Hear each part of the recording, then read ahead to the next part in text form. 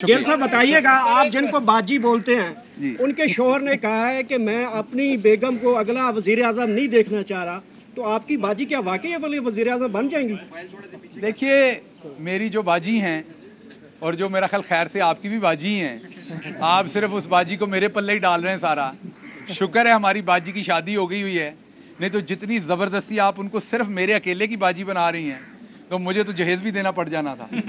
तो इसलिए ये थोड़ी सी सफदर साहब ने ज्यादती की है। कम से कम उम्मीद बरकरार रहनी चाहिए थी। बाजी वजीर आजम बन के फिरती हैं, उन्होंने सारा अपना जो अटायर है, गेटअप है, वो सारा शहीद मोहतरमा बेनज़ीर भुट्टो जैसा बना लिया है। वो अपने आप को वजीर आजम महसूस करती हैं।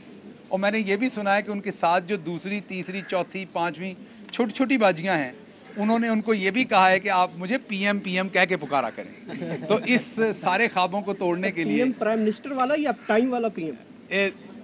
अब आप सहाफी बने ना, अब आप अगला काम ना करें। तो इसलिए मेरी सफदर साहब को ये मशवरा है कि इतना दिल नहीं तोड़ते, जरा थोड़ी सी उम्मीदें रहने। मैंने कभी तारीफ नहीं की, लेकिन आल्दो कि उनको बाजी की तरफ से बड़ी डांट पड़ी है हमारे भाई को, कैप्टन सफदर साहब की तारीफ बनती है कि उन्होंने बबांगे दोहल कहा है कि मुस्लिम लीग नून ने जो पिटी हुई सियासत की है पिछले दिनों में, जो उन्होंने कंप्रोमाइजेस किए हैं आइन पे, अखलाकियात पे, उन कंप्रोमाइजेस की वजह से वोट को इज्जत दो का जो नारा था उसकी बेतौकीरी कर दी है।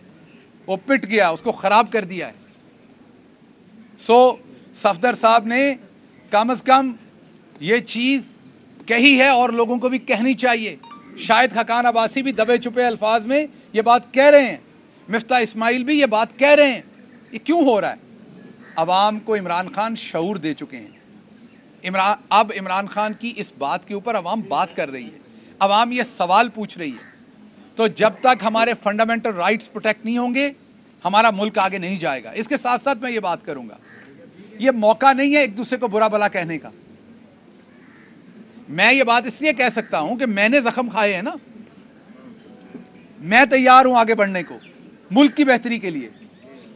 ये जो कुछ हुआ इसको यहीं छोड़िए, फ्रेश इलेक्शन में जाइए, जो जीते उसे फैसला करने दीजिए। तमाम जो स्टेक होल्डर्स हैं वो इस कौम के तमाम लोग बेटे हैं, एक जैसे बेटे हैं। तमाम एक दूसरे के हाथों में हाथ डालें, फ्रेश इलेक्शंस में अवाम को मैंडेट दें कि वो चूज करें, जो अवाम चूज करे उस फैसले को बर्दाश्त करें और मुल्क की अगली 5 साल की जो असेंबली है उसको चलने दें और वो अपने फैसले करे। वो किसी पार्टी से भी हो सकती है। सो इस टाइम आगे बढ़ने का वक्त है, इस टाइम लड़ाइयां लड़ने का वक्त नहीं है आपस में। इस टाइम हम आगे बढ़ेंगे तो बात बनेगी। और दूसरी बात यह है कि अगर हम आपस की लड़ाइयों में रहेंगे, चलें लड़ाई का वर्ड गलत हो जाता है, इख्तलाफात में रहेंगे, तो इससे किसको फायदा हो रहा है? हमारे जो अजली दुश्मन है हमारे मुल्क के, उनको फायदा हो रहा है और मुल्क के बाहर बैठे एंजॉय कर रहे हैं इस सारी सिचुएशन को। So I hope sense will prevail. हम तमाम चीजों को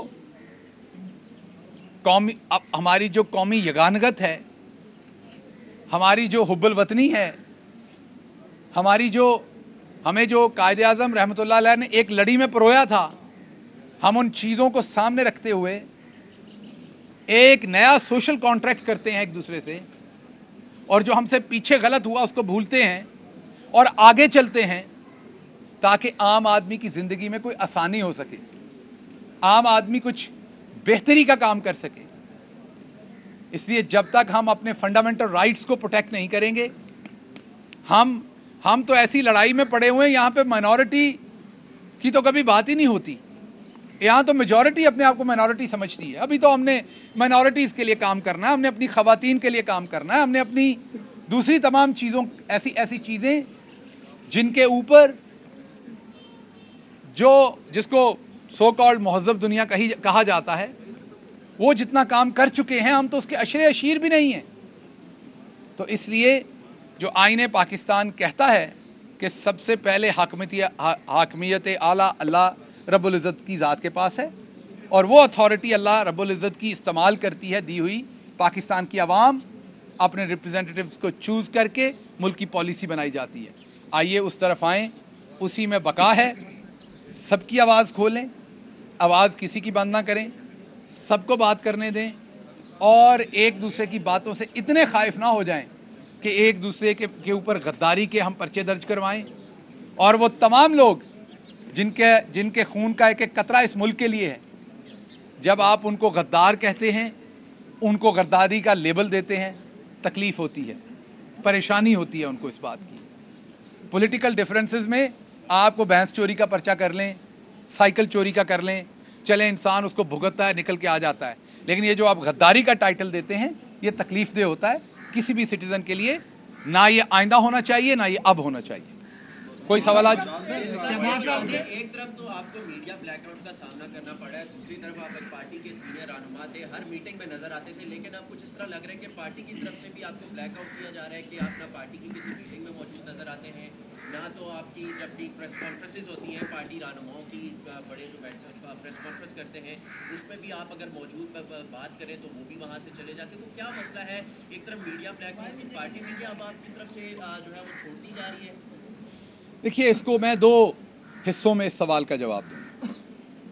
पहला हिस्सा तो यह है कि ये तो तकरीबन पूरे पाकिस्तान को पता है, आप इस्लामाबाद में रहने वाले लोगों को पता है कि शहबाज गिल थोड़ा सा डिफरेंट स्पीशी था, अच्छा था, बुरा था, डिफरेंट था और डिफरेंट है, ये आप सबको पता है। शहबाज गिल इस पॉलिटिकल कल्चर का अमूमी हिस्सा नहीं था ना। शहबाज गिल, यहां पर अक्सर लोग कहते हैं मैंने तनख्वाह नहीं ली, लेकिन तनख्वाह ना लेके वो और जो कुछ लेते हैं ना हुकूमत में रह के, वो आपका तसव्वुर भी नहीं। शहबाज गिल ने ऐसी कोई मुराद नहीं ली। शहबाज गिल ने ना तनख्वाह ली, ना कौम पे किसी और तरह से बोझ बना। शहबाज गिल एक नजरिए पे इमरान खान के साथ खड़ा हुआ है। नजरिए में आपको इस चीज की तकलीफ नहीं होती आप कहां खड़े हैं, कितनवें नंबर पे खड़े हैं, किस जगह खड़े हैं, आपको कौन सा बिल्ला लगा हुआ है, आपको कौन सा टाइटल लगा हुआ है। आप नजरिए की जंग कर रहे होते हैं। मेरा तो बिल्ला और टाइटल सबसे अच्छा था जो मैं अमेरिका में पढ़ाने का काम कर रहा था। मैं जो आसूदगी की जिंदगी गुजार रहा था वो तो बहुत ही अच्छी थी, लेकिन अब मैं जिन मसाइब में से गुजर रहा हूं, अब मैं जिस तरीके से अदालतों में से गुजर रहा हूं, उसका और इसका तो जमीन आसमान का फर्क है। रही बात आपने कहा कि मैं नजर कम आता हूं, तो मैं क्योंकि अदालतों में आपको नजर आता हूं। कल भी अदालत में था लाहौर में, परसों भी अदालत में था, आज यहां हूं। कल संडे की छुट्टी है, मेहरबानी है, छुट्टी कर दी हुई हुकूमत ने। अगर कल होती मंडे को मैं मंडे को फिर आऊंगा, मैं मंडे को दोबारा अदालत में हूंगा लाहौर के अंदर। और अभी जज साहब शायद कह रहे थे कि वो ट्यूसडे, वेडनेसडे, थर्सडे फिर कोई तारीख इधर डालेंगे। आपका सवाल आ गया, मैं बिल्कुल बहरा नहीं, मैं बिल्कुल बहरा नहीं हूं, मैं बिल्कुल बहरा नहीं हूं। मुझे आपका सवाल आ गया, और आप क्योंकि मेरे से छोटे हैं तो मैं आपको बताऊंगा कि अच्छा जर्नलिस्ट एक ही दफा सवाल पूछता है, क्योंकि वो क्लियर सवाल पूछता है और उसका जवाब मैं आपको दे चुका हूं कि मैं अदालतों में मसरूफ हूं, अपने मुकदमात का सामना कर रहा हूं, और मैं जो हूं वो ऊपर अल्लाह पे बिलीव करता हूं और नीचे अपने नजरिए पे बिलीव करता हूं। और सबको का नाम लिया है आपने पार्टी में, कुछ सबको का नाम लिया, उनका बताइए नाम क्या है? फैसल वाडा साहब बड़े आदमी, उनका जहान और है, मैं तो एक आम सा मिडिल क्लास का वर्कर आदमी हूं। फैसल वाडा जो है वो एलीट क्लास से हैं, उनकी सोच, उनकी फिक्र, उनकी बात, उनकी पहुंच, उनकी ताकत वो बहुत डिफरेंट है मेरे से और उनसे। तो मेरे जो सांप हैं वो डिफरेंट होंगे, उनके जो सांप हैं वो डिफरेंट होंगे। मुझे सांप काटें या मुझे सांप डराएं, मैं फिर भी जहां खड़ा था वहीं खड़ा हूं।